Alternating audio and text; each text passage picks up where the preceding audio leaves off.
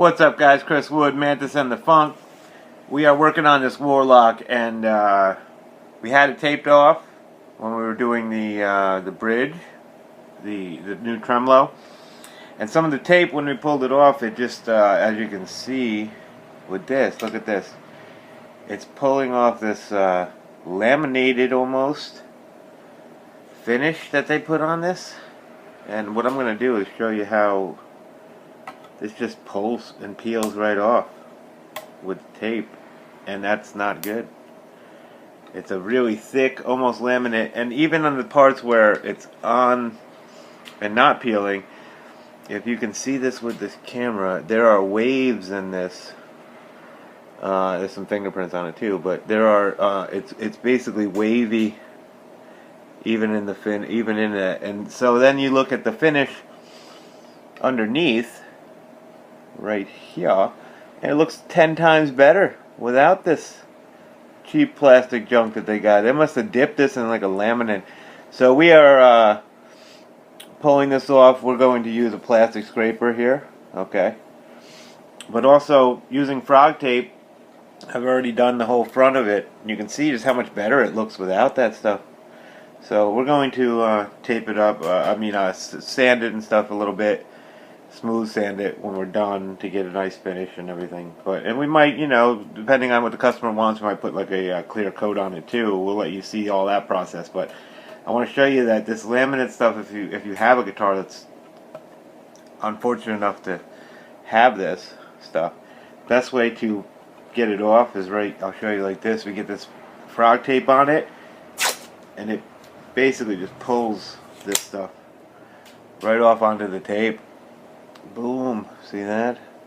Now the plastic is actually on the tape itself. And if it peels off that easily, then it's going to be bubbling and peeling anyway, and it'll just look like junk. It'll look like this here, see? See how it's all around it? It's just coming up already, and it flakes right off. But we get a little plastic scraper here, so we're not damaging the finish at all. See that? It doesn't do anything to the finish.